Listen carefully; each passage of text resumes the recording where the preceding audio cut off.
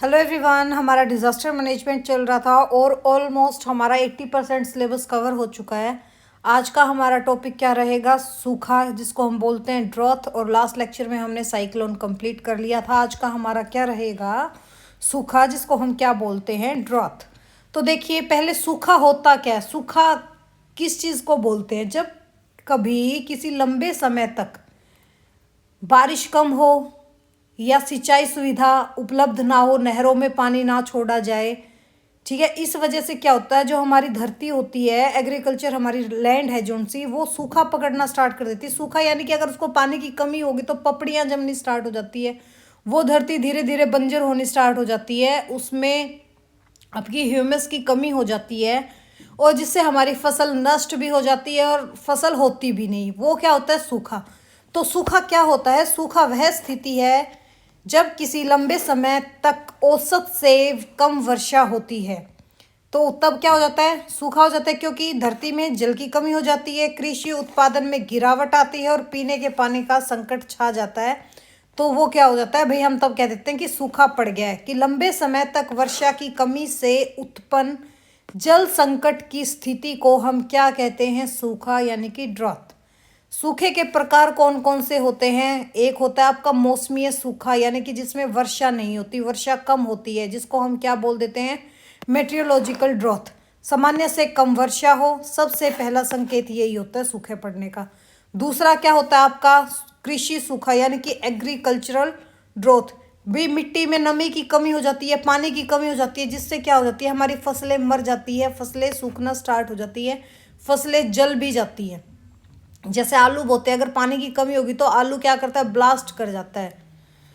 फिर होता है हमारा हाइड्रोलॉजिकल ड्रॉथ। हाइड्रोलॉजिकल ड्रॉथ क्या होता है? जल वैज्ञानिक सूखा। जल वैज्ञानिक सूखे में क्या आ जाता है हमारा? जैसे नदियां सूख जाए, तालाब सूख जाए, या हमारा भूजल स्तर नीचे गिर जाए, वो होता है आपका जल वैज्ञानिक सूखा। और फोर्थ क्या हो जाएगा हमारा? Socio economic drought. Socio economic drought में बात आ जाती है सामाजिक आर्थिक सूखा, यानी कि जब सूखा ही पड़ गया, फसल नष्ट हो चुकी है, तो खाद्य संकट तो आना ही आना है। खाद्य संकट आएगा तो क्या होगा? उससे बेरोजगारी बढ़ेगी, बेरोजगारी बढ़ेगी तो ग्रामीण लोग क्या करेंगे? पलायन करना स्टार्ट कर देंगे उस एरिया से। ये क्या होते हैं? सूखे के प्रकार। कितने प्रकार होते हैं? 4 प्रकार होते हैं। एक तो आपका होता है मौसमी सूखा, यानी कि वर्षा कम हो। कृषि सूखा, फसल नष्ट हो जाती है, मिट्टी में पानी की कमी हो जाती है। तीसरा होता है हमारा हाइड्रोलॉजिकल ड्रॉथ, जिसको हम जल वैज्ञानिक सूखा कहते हैं, कि नदियों में पानी ना आए, तालाब सूख जाए, भूजल स्तर गिर जाए। ये हमारा क्या होता है? जल वैज्ञानिक सूखा। फिर होता है हमारा सामाजिक सूखा, यानी कि अगर फसल नष्ट होगी तो अनाज होगा ही नहीं, अनाज नहीं होगा तो लोग क्या करेंगे? काम करने के लिए बाहर जाएंगे, बाहर जाएंगे तो गांव खाली हो जाएंगे, पलायन कर जाएंगे। सूखे के कारण क्या क्या होते हैं? वही आपके नॉर्मल यही जो चीज़ करके आए हैं भाई, अनियमित मानसून, या आपका जलवायु परिवर्तन और क्लाइमेट चेंज हो जाए। वनों की कटाई, डिफोरेस्टेशन भी क्या होता है आपके सूखे का सबसे मेन रीजन? एक तो बारिश की कमी और एक आपके वनों की कटाई होगी। अगर वनों की कटाई है तो वहां पे क्या होगा? पानी, वर्षा कैसे आएगी? ठीक है, भूजल का अत्यधिक दोहन, जल प्रबंधन की कमी हो भाई, और पारंपरिक जल स्रोतों का नष्ट हो जाना। जैसे आपने देखा होगा गांव में हमारे जितने भी जड़ तालाब बनाए जा रहे थे, अब मनरेगा के थ्रू, पहले तो उनकी सफाई चली थी, अब उनको बंद ही कर दिया गया है। ठीक है, तो जोड़ बोल देते हैं जिसको हमारे, उनका नष्ट हो जाना भी क्या है? सूखे का ही कारण है। सूखे के प्रभाव सबसे ज्यादा तो देखो भाई किस पे? एक ही चीज पे पड़ता है, खेती पे सबसे ज्यादा पड़ता है, क्योंकि खेती, अगर हमारे खेतों को ही पानी नहीं मिलेगा तो फसल नष्ट होगी, फसल नष्ट होगी तो खाद्य उत्पादन घटता है। दूसरा, जल संसाधन की कमी, पीने के पानी की कमी हो जाएगी। अगर हमारा भूजल स्तर नीचे चला जाएगा तो हैंडपंप और हमारे कुएं क्या हो जाएंगे? सूखने स्टार्ट हो जाएंगे। सामाजिक प्रभाव क्या पड़ेगा? कि गांव के लोग तो पलायन ही कर जाएंगे, और दूसरा उनके जो उनका शारीरिक स्वास्थ्य है, कुपोषण के वो शिकारी हो जाएंगे, क्योंकि खाने को अनाज ही नहीं मिलेगा तो कुपोषण तो अपने आप ही हो जाएगा।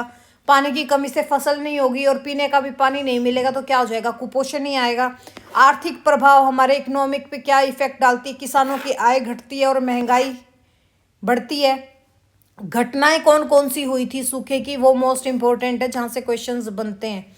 तो भारत की प्रमुख सूखा घटनाएं कौन कौन सी है? एक आपकी हुई थी जब हम किसके अंडर थे? ब्रिटिश गवर्नमेंट के अंडर थे 1876-78 में। तब महासूखा पड़ा था। क्या पड़ा था? 76-78 में महासूखा पड़ा था।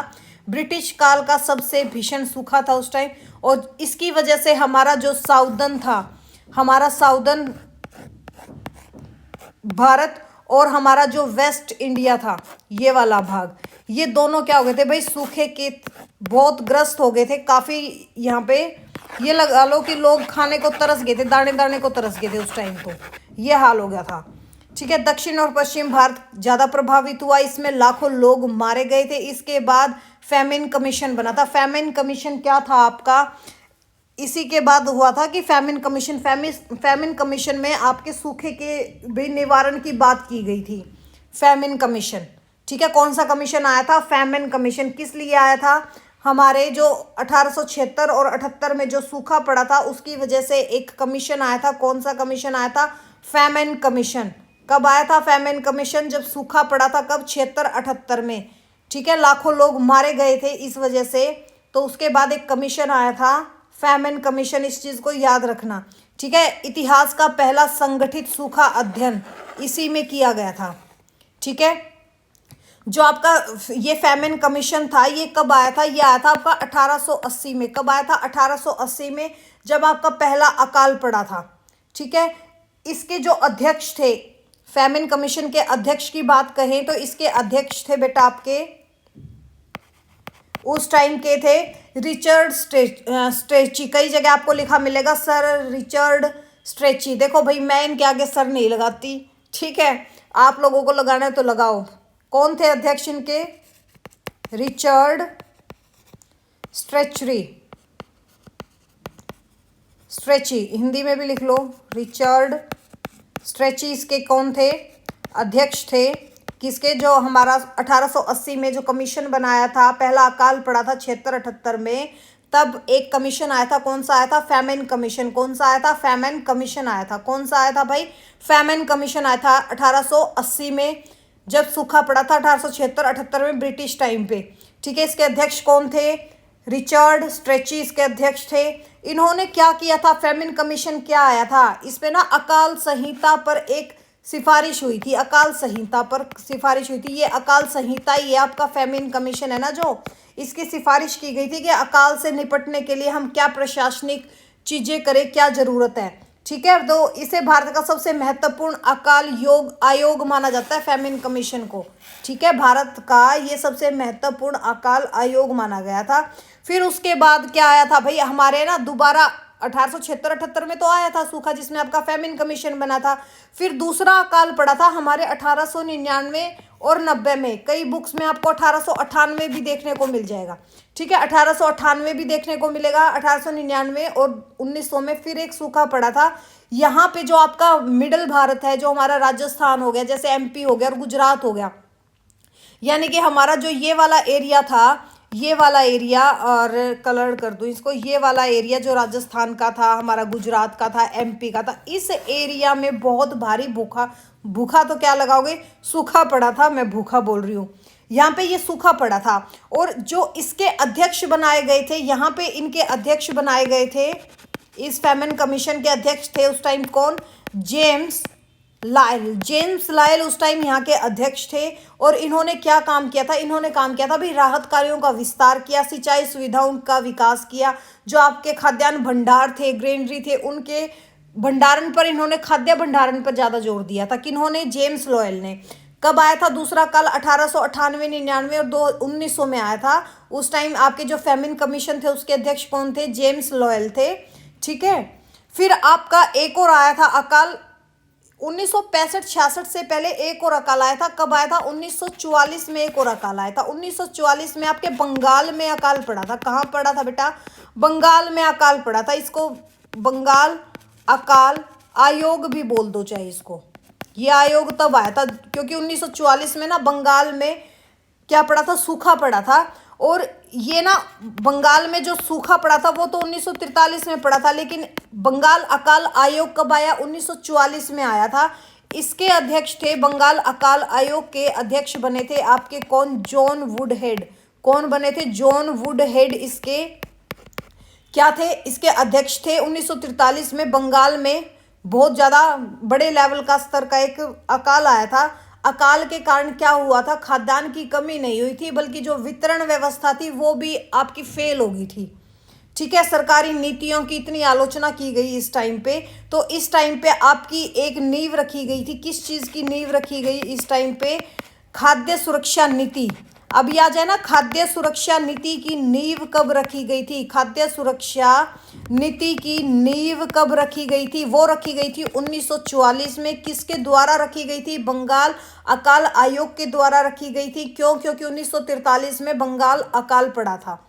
ठीक है, इसके अध्यक्ष कौन थे? जॉन वुडहेड थे। कौन थे? जॉन वुडहेड। ठीक है, ये सारे जितने भी कमीशन आए ये फेमिनी कमीशन के अंतर्गत थे। आपके बंगाल अकाल आयोग हो गया, फिर जैसे आपका दूसरा अकाल आयोग 1898 में बना था, क्योंकि 1896-97 में, ठीक है, 1898 है ना, ये 1898 में तो ये बना था। ये सूखा पड़ा था बेटा आपका। दूसरा अकाल आयोग आया था आपका 1898 में। क्यों? क्योंकि एक अकाल 1896-97 में भी बना आया था। ठीक है, उसके बाद आपका 1899-1900 में भी अकाल आया, और फिर आपका बंगाल में अकाल कब पड़ा था? 1943 में पड़ा था। फिर आया था आपका बंगाल अकाल आयोग 1944 में। ठीक है, खाद्य सुरक्षा नीति की नींव यहीं पर रखी गई थी, जो आपके बंगाल अकाल आया था। इसके बाद जो आपका फेमिनी कमीशन है, इसका बहुत बड़ा योगदान है आज के दिन भी।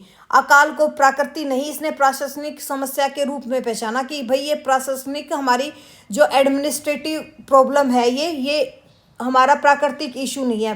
प्राकृतिक इशू सिर्फ एक रीज़न से हो सकता है कि बारिश ना आए, बट नहरों में पानी नहीं है या हमारे जल संसाधनों में कमी आ रही है, तो किसका रीज़न होता है? ये आपका जो एडमिनिस्ट्रेटिव सिस्टम है, इसी का ये लॉस होता है। फेमिनी कोड लागू क्यों हुआ था? जो ये फेमिनी कोड्स आए थे ना आपके, फेमिन कोड, जो ये फेमिनी कोड्स आए थे, ये हमारे डिजास्टर मैनेजमेंट की शुरुआत थी। यहाँ से हमारे भारत में डिजास्टर मैनेजमेंट की शुरुआत हो गई थी कि भी कैसे राहत कार्य हो, रोजगार कैसे दें इस टाइम पर, और खाद्य वितरण कैसे लेके आए। ठीक है, आगे चलकर जो ये फेमिनी कोड है, यही आपका क्या बन गया था? डिजास्टर मैनेजमेंट सिस्टम का ये आधार बन गया था। DMS का बेस बन चुका था क्या? आपका फेमिनी कोड। ठीक है, फिर देखो उसके बाद हम बात करते हैं कि फिर कब आया? 1965-66 में फिर हमारे क्या हुआ था? अखिल भारतीय सूखा पड़ा था, क्योंकि मानसून आई नहीं थी। हरित क्रांति कब आई थी? 65-66 में आई थी, इसके बाद ही आई थी। और हमारा जब पाकिस्तान से हम भिड़ रहे थे, पहले का संकट था, खाद्यान्न आयात करना पड़ा था इस टाइम पे। ठीक है, भारत की खाद्य नीति में यहाँ पर बड़ा बदलाव देखने को मिला था। 1965-66 में आया था सूखा। फिर आपका जो सूखा आया था वो आया था 1972-73 में। ठीक है, 1972-73 में कहाँ आया बेटा सूखा? 1972-73 में आपके सूखा आया था जो महाराष्ट्र, कर्नाटक, राजस्थान, यहाँ पे कर्नाटक और राजस्थान तो देखो वैसे भी सूखे से ग्रस्त होते ही हैं, और महाराष्ट्र का कुछ पोर्शन भी है जहाँ पे सूखा पड़ता है आपका, जैसे एमपी में भी कई जगह पे आपको सूखा देखने को मिल जाएगा। तो इस टाइम क्या हो गया था? इस टाइम जो आपकी ग्रामीण बेरोजगारी दर थी वो काफ़ी बढ़ गई थी। फिर उसके बाद एक प्रोग्राम स्टार्ट किया गया, कौन सा? फूड फॉर वर्क प्रोग्राम की स्टार्टिंग हुई थी। किसकी स्टार्टिंग हुई थी? फूड फ्रॉम वर्क प्रोग्राम की आपकी स्थापना हुई थी, यानी कि स्टार्टिंग हुई थी। कब हुई थी? 1972-73 में हुई थी। कहाँ कहाँ सूखा पड़ा था? आपका महाराष्ट्र, कर्नाटक, राजस्थान में, जिससे जो हमारे ग्रामीण बेरोजगारी थी वो काफ़ी इंक्रीज हो गई थी। तो उस टाइम पे एक चीज़ स्टार्ट हुई थी, एक योजना लेके आए थे। कौन सी योजना लेके आए थे? जिसको हम बोल देते हैं FFWP। FFWP का मतलब क्या होता है? फूड फॉर वर्क प्रोग्राम, जिसको हम बोल देते हैं खाद्य के बदले काम कार्यक्रम। क्या बोलते हैं हम इसको? खाद्य के बदले काम कार्यक्रम। काम कार्यक्रम। तो जो ये हमारा FFWP है, ये स्टार्टिंग कब हुई थी इसकी? 1972-73 के सूखे के बाद हुई थी। ये कैसी योजना थी? ये एक सरकारी कल्याण योजना थी, जिसमें हमारे जो गरीब लोग हो गए या बेरोजगार लोग हो गए, उनको सार्वजनिक कार्य करवाकर उन्हें मजदूरी के रूप में क्या देते थे? भोजन देते थे। ठीक है, भूख और बेरोजगारी से जिससे राहत मिल जाती थी। आपका जो डिजास्टर आता था अकाल और सूखे के टाइम पे आजीविका उपलब्ध हो जाती थी। इसकी स्टार्टिंग कब हुई थी? देखो 1972-73 में तो सूखा पड़ा था। इसकी स्टार्टिंग की गई थी FFWP की स्टार्टिंग की थी आपकी 1977-78 में इसकी स्टार्टिंग की गई थी। लेकिन रीजन क्या था? 1972-73 में जो सूखा पड़ा था उसके बाद ये कार्यक्रम स्टार्ट हुआ। कब? 1977-78 में। किसका? FFWP food for work programme start हुआ था। ठीक है, इसको हमारे भारत सरकार ने लागू किया था। किसने लागू किया था? भारत सरकार द्वारा ये लागू हुआ था। भारत सरकार द्वारा लागू किया गया था। कब? 1977-78 में। और बाद में इसी को हमने क्या बोल दिया? FFWP को हमने बाद में बोल दिया था NFFWP, यानी कि नेशनल आपका वही फूड फॉर वर्क प्रोग्राम।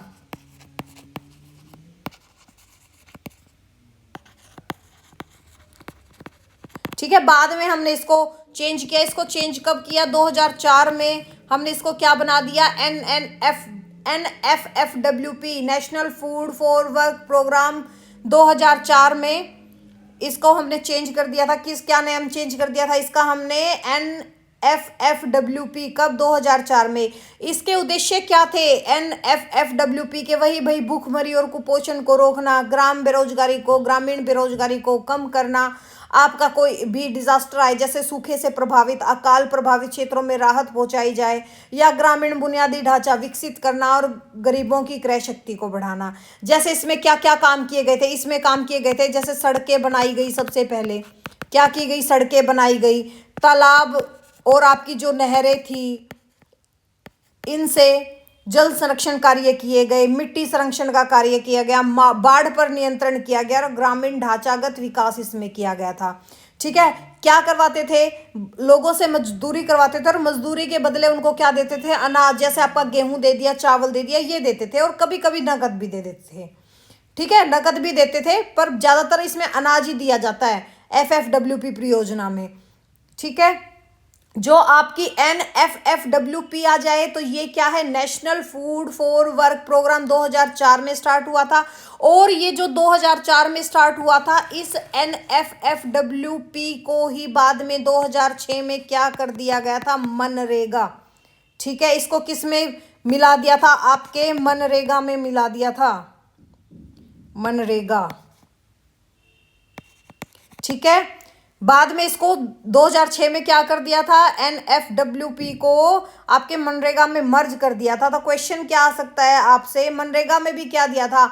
अब मनरेगा में एक चीज कर दिया था कि अनाज नहीं दिया जाता। अब अनाज नहीं देंगे, अब हम क्या देंगे? नकद देंगे। ठीक है, और इसमें आपका क्या दिया जाता था? इसमें आपका अनाज दिया जाता था।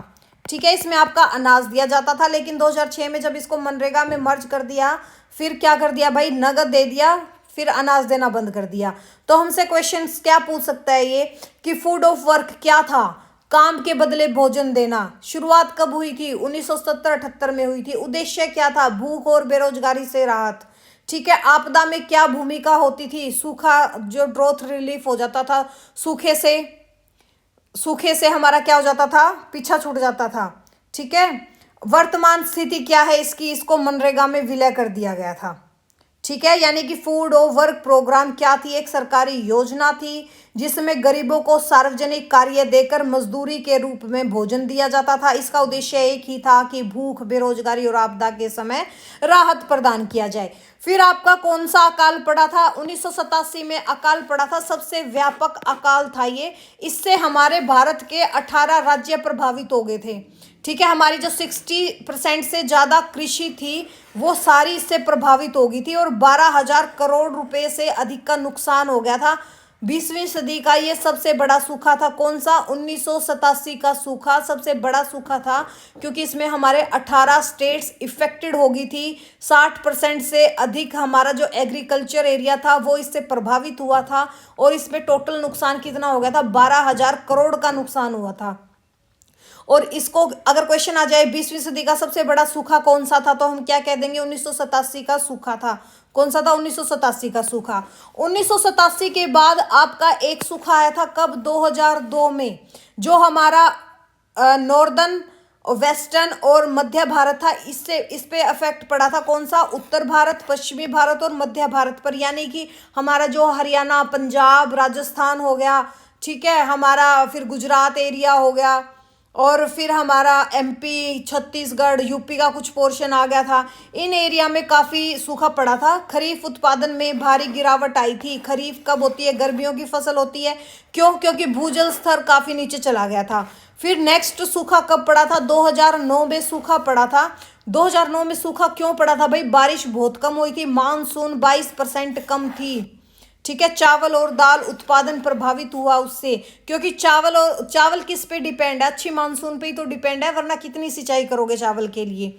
खाद्य महंगाई बढ़ी थी उसकी वजह से। फिर सूखा कब आया, 2014 और 16 में सूखा आया। कब आया, 2014 और 16 में। कहाँ कहाँ आया, जो आपका महाराष्ट्र का एरिया है, जो हमारा वेस्टर्न घाट एरिया ना, ये लगा लो महाराष्ट्र, कर्नाटक, तेलंगाना, ठीक है। जल टैंकरों से आपूर्ति की गई, यानी कि पानी भी पीने को नहीं मिला था। किसान आत्महत्याओं में वृद्धि हुई। जल संकट राष्ट्रीय मुद्दा बन गया था उस टाइम पे, 2014 और 16 में।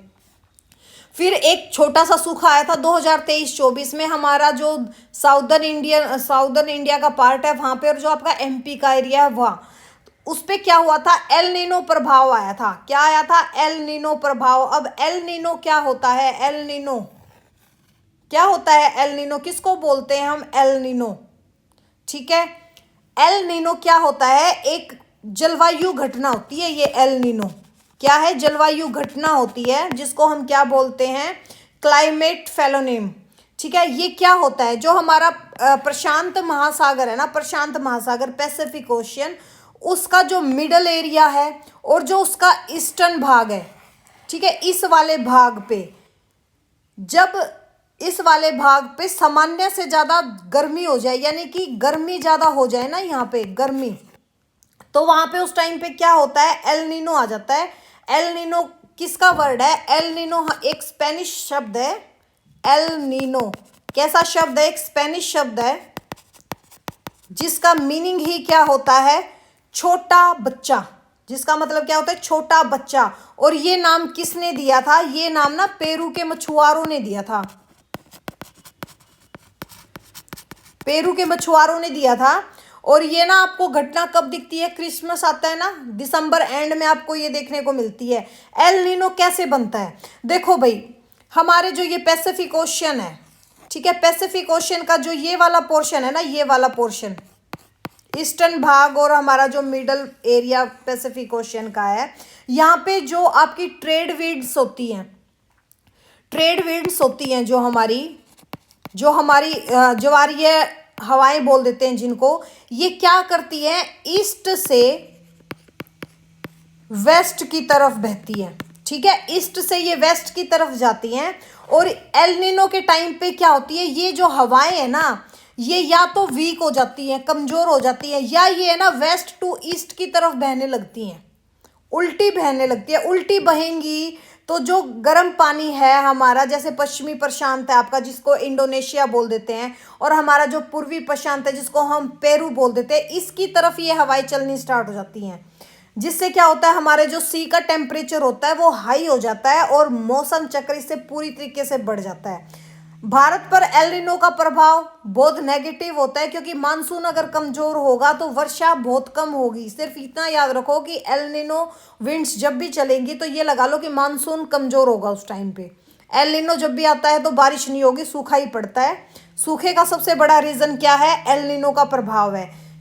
मानसून कमजोर पड़ता है क्योंकि हवाएं उल्टी दिशा में चल पड़ती हैं, कृषि उत्पादक घटेगा, महंगाई बढ़ेगी और जल संकट आएगा। अगर आप पॉजिटिव इफेक्ट देखो तो भाई सर्दियों में ठंड कम होती है एल नीनो की वजह से, और उत्तर भारत में कभी कभी आपको हल्की सी सर्दी देखने को मिलेगी, ठीक है। एल नीनो का प्रभाव ऐसा है, समझ में आ गया एल नीनो का प्रभाव क्या है।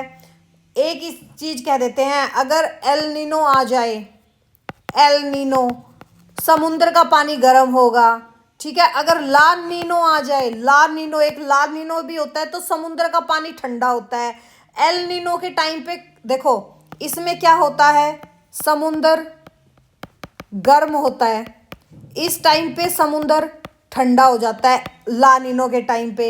इस पे क्या होती है, बारिश कम होती है, वर्षा कम होती है। और यहाँ पे वर्षा ला नीनो के टाइम पे क्या होती है, वर्षा ज़्यादा होती है। इन पॉइंट्स को याद रखो बस, ठीक है।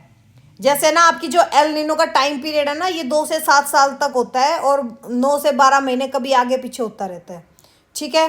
तो सिर्फ याद रखना कि ये किस वजह से हुआ था, 2023 और 24 का सूखा क्वेश्चन आ जाए, एल नीनो प्रभाव की वजह से हुआ था, खरीफ फसल पर इसका असर पड़ा था।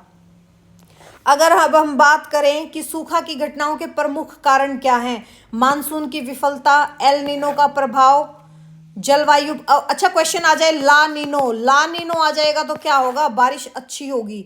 जलवायु परिवर्तन, भूजल पर अत्यधिक दोहन, वनों की कटाई और असंतुलित कृषि पद्धतियां क्या है, हमारी सूखा की घटनाओं के प्रमुख कारण हैं। सूखा घटनाओं के प्रभाव क्या देखने को मिलते हैं, क्या होगा भाई, कृषि नष्ट हो जाएगी, फसल नष्ट होगी, उत्पादक घटेगा, जल संसाधनों में कमी आ जाएगी, पेयजल संकट होगा, सामाजिक क्या आ जाएगा प्रभाव, भाई लोग पलायन कर जाएंगे, कुपोषण के शिकारी हो जाएंगे। आर्थिक क्या होगा, जब किसानों की फसल ही खराब होगी तो किसान कैसे हो जाएंगे, ऋणग्रस्त हो जाएंगे। ऋणग्रस्त का मतलब कर्जदार हो जाएंगे और गांव वाले लोग क्या हो जाएंगे भाई, और भी गरीब हो जाएंगे।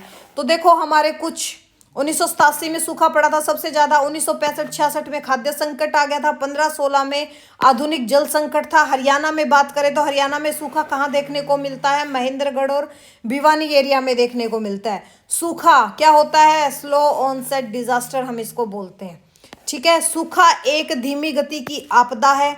1987 में भारत का सबसे व्यापक सूखा आया था। एल नीनो सूखा बढ़ाता है और ला नीनो क्या बढ़ाता है भाई, वो मौसम को अच्छा बनाता है, यानी कि आपके क्या होते हैं, मानसूनी वर्षा आती है ला नीनो के टाइम पे।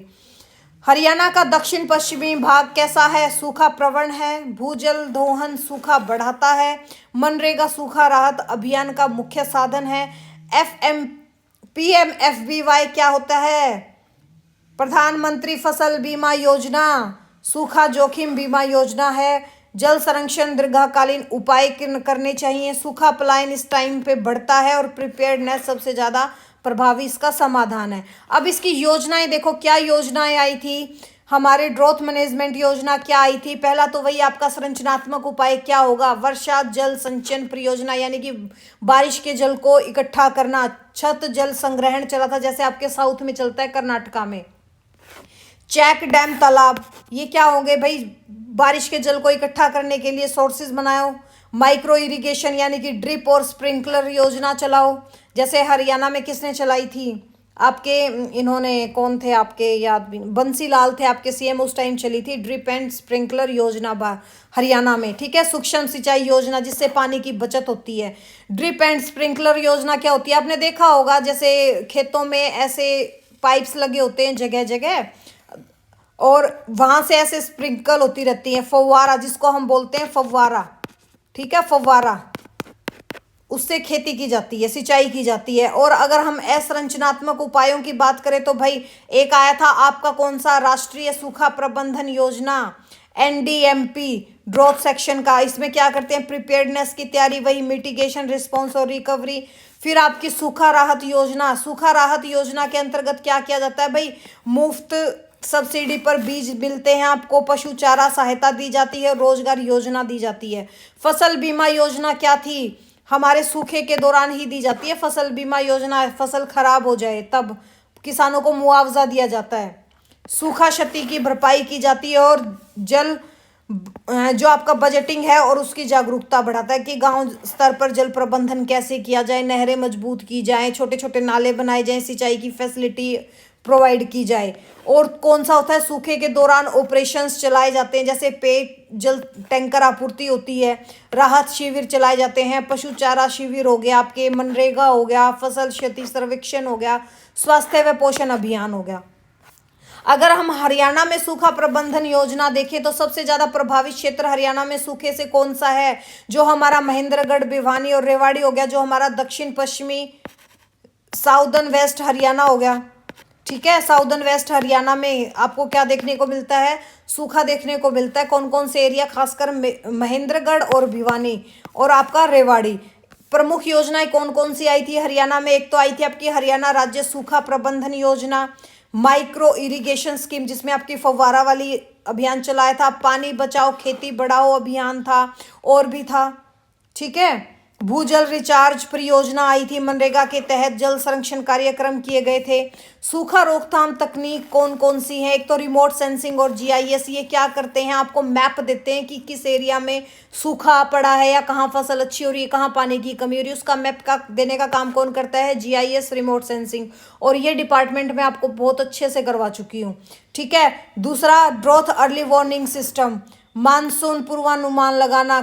क्रॉप डाइवर्सिफिकेशन क्या होता है कि जो आपकी फसलों की विविधता है उसके बारे में, जैसे अब हरियाणा में चला हुआ है कि भाई धान की खेती कम करो, फसल कौन सी ज़्यादा लगाओ, भाई फल हो गए सब्जियां हो गई ये फसल ज़्यादा लगाओ।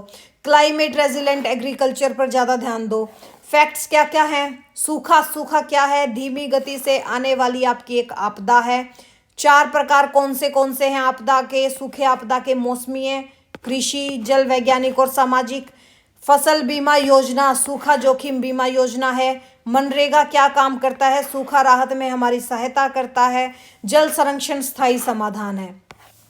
ठीक है, तो सूखा क्या है? धीमी गति की आपदा है। मुख्य कारण क्या होता है भाई? मानसून विफलता। कृषि सूखा क्या होता है? मिट्टी में नमी की कमी हो जाती है। ठीक है, FMBY जो आपकी प्रधानमंत्री फसल बीमा योजना है, ये क्या है? फसल सुरक्षा देती है। मनरेगा क्या देता है? आपको रोजगार भी देता है और जल संरक्षण में हमारी सहायता भी करता है। ड्रिप सिंचाई क्या होती है? ड्रिप सिंचाई से जल की बचत होती है। भूजल रिचार्ज क्या होता है? ये दीर्घकालिक उपाय होता है। ठीक है, सूखा पलायन को बढ़ाता है। पता है भाई, सूखा पड़ गया तो पलायन अपने आप होगा। क्लाइमेट चेंज, सूखा तीव्र गति से होता है और प्रिपेयर्डनेस सबसे प्रभावी उपाय है। तो आज हमने क्या कर लिया? हमारा ड्रॉथ कर लिया, सूखा क्या क्या इसमें ऑपरेशंस चले थे, किस किस टाइम पे सूखा पड़ा था, सारा हमने देख लिया अच्छे से। ठीक है, तो अब हम मिलते हैं नेक्स्ट लेक्चर में। नेक्स्ट लेक्चर में हम करेंगे हमारा मरुस्थलीयकरण। ठीक है, नेक्स्ट कौन सा हो जाएगा हमारा? मरुस्थलीयकरण। तो चलो मिलते हैं अब हम नेक्स्ट लेक्चर।